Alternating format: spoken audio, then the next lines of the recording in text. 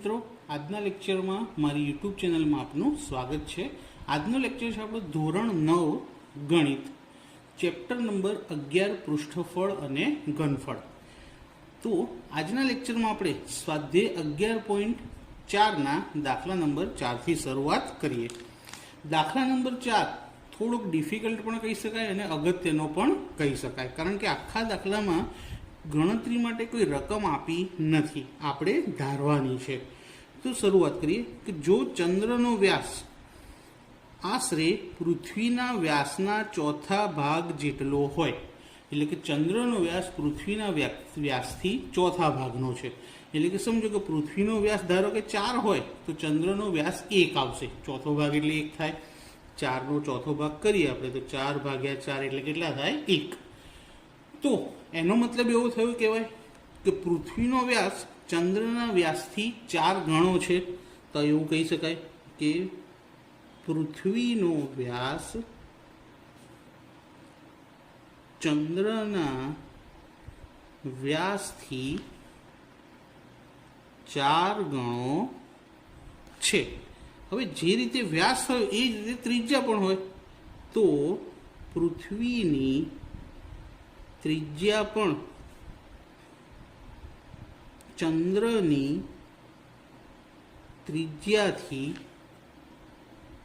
4 ગણી થાય। વ્યાસ જે પ્રમાણે હોય એ જ પ્રમાણે ત્રિજ્યાનું પણ હોય। તો વ્યાસ છે પૃથ્વીનો એ ચંદ્રથી 4 ગણો, તો પૃથ્વીની ત્રિજ્યા પણ ચંદ્રની ત્રિજ્યાથી 4 ગણી થાય। હવે ધારીએ કે ધારો કે ચંદ્રની ત્રિજ્યા, ચંદ્રની ત્રિજ્યા સ્મોલ આર લઈએ બરાબર એક્સ, ચંદ્રની ત્રિજ્યા સ્મોલ આર બરાબર એક્સ માટે પૃથ્વીની ત્રિજ્યા કેપિટલ આર બરાબર 4x। કેમ? કારણ કે પૃથ્વીની ત્રિજ્યા ચંદ્રની ત્રિજ્યાથી 4 ગણી છે, તો ચંદ્રની ત્રિજ્યાને x લઈએ તો પૃથ્વીની ત્રિજ્યા શું થાય? 4x થાય। શોધવાનું શું છે? પૃથ્વીના ઘનફળ અને ચંદ્રના ઘનફળનો ગુણોત્તર। તો ગુણોત્તર શોધીએ કે ગુણોત્તર બરાબર પૃથ્વીનું ઘનફળ છેદમાં ચંદ્રનું ઘનફળ। હવે પૃથ્વી અને ચંદ્ર બંને ગોળ છે, પૃથ્વી અને ચંદ્ર બંને કેવા છે? ગોળ, એટલે બંનેનું સૂત્ર સરખું જ આવશે।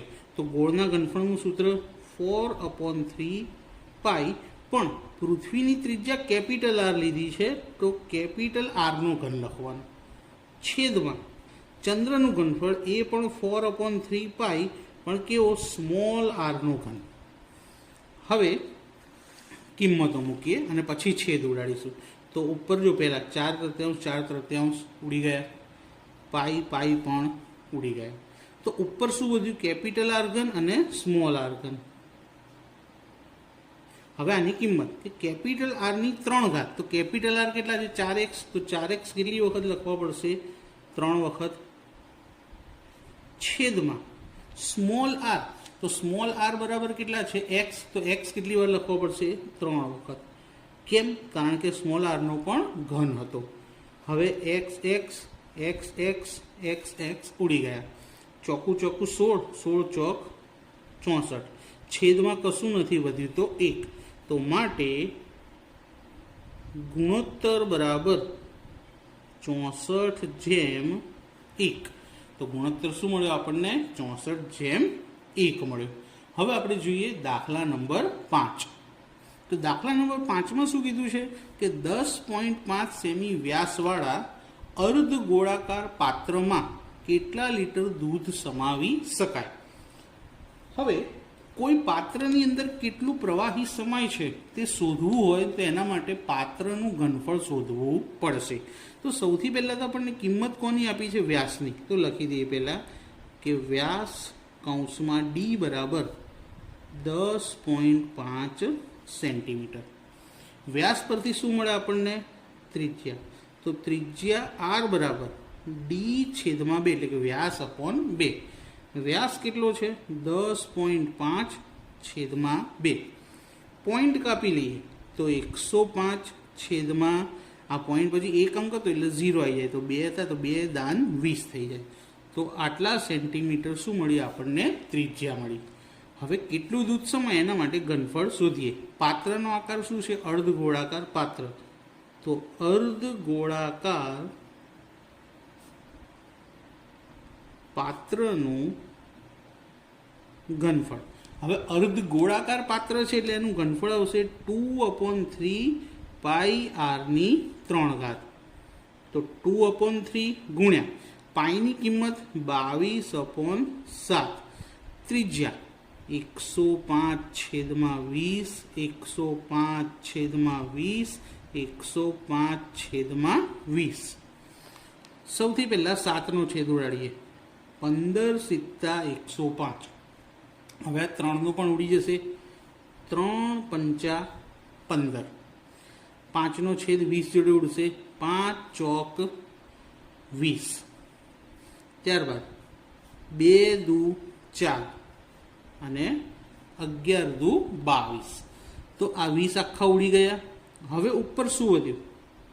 11 ગુણ્યા 105 ગુણ્યા 105 છેદમાં 20 ગુણ્યા 20 એટલે કેટલા થાય? 400. તો 105 ગુણ્યા 105 સરળતાથી થઈ જાય. કેવી રીતે? જો 5 ગુણ્યા 5 કેટલા થાય? 25. હવે 5ની પહેલાં 10 છે, 10 પછી કેટલા આવે? 11. તો 11 દાન 110. આ 105 ગુણ્યા 105 થઈ ગયા છેદમાં 400. હવે આ બંનેનો ગુણાકાર કરી કેટલા પોઈન્ટ કાપવાના આવશે? 2 પોઈન્ટ. તો ગુણાકાર અહીંયા બાજુમાં જ કરી દઈએ કે 11025 ગુણ્યા 11, 11025 ગુણ્યા 11. હવે 11 એકાનો ઘડિયો આવડે ને? તો જો 11 × 5 = 55નો પાંચડો વધી 5, 11 × 2 = 22, 22 અને 5 = 27નો સાતડો વધી 2, 2 ના 2, 11 એકા 11નો એકડો વધી 1, 11 એકા 11, 11 અને 1 = 12. તો ગુણાકાર આવ્યો આપણો 1,21,275.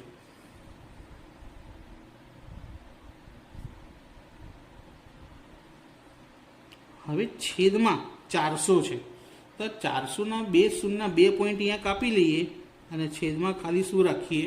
4. હવે એને 4 વડે ભાગાકાર કરી લઈએ.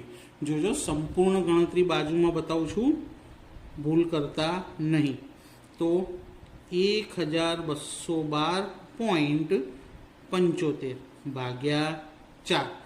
4 તરી 12, 12માંથી 12 જાય તો 0. ઉપરથી 1 ઉતારીએ. હવે એકડો ઉતારવાથી ભાગ નહીં ચાલે તો એની 0. ફરી હવે બગડો ઉતારીએ. 4 તરી 12, 12માંથી 12 જાય તો 0. હવે પોઈન્ટ પછીની રકમ ઉતારવી હોય તો ઉપર પહેલાં પોઈન્ટ મૂકી દેવાનો અને 7 ઉતારવાના. 4 એકા 4, 7માંથી 4 જાય તો 3, ઉપરથી ઉતાર્યો 5, 4 × 8 = 32, 3 ઉપર કશું નથી ઉતારવા માટે તો 0, 4 × 7 = 28, 30માંથી 28 જાય તો 2. હવે પોઈન્ટ પછી 3 અંક આવી જાય એટલે ઊભા રહી જવાનું. ત્રીજો અંક કેવો છે? 5 કરતાં મોટો, તો એની આગળ 1 ઉમેરી દેવાનો. તો 18નો શું થઈ જશે? 19. તો જવાબ આવ્યો 303.19 સેમી ઘન. આ શું મળ્યું આપણને? પાત્રનું ઘનફળ. આ રફકામ છે, તમારે આ કરવાનું હોતું નથી, તમારે આ છેલ્લે ગણવાનું હોય છે, પણ મેં તમને સમજાવવા માટે અહીંયા આગળ ગણ્યું. હવે આપણે આને લીટરમાં ફેરવવાનું છે, કારણ કે પૂછ્યું છે કે કેટલા લીટર દૂધ સમાવી શકાય.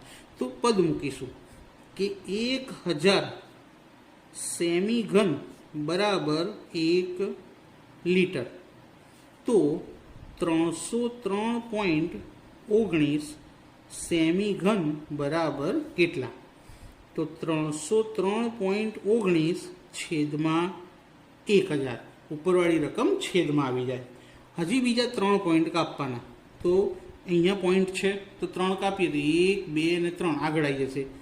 0.30,319 થઈ ગયા. પણ લીટરમાં ફેરવ્યું છે તો 1 લીટર એટલે કેટલા મિલીલીટર થાય? 1000. તો પોઈન્ટ પછી 3 અંક જ લખવાના આવશે. તો 0.303.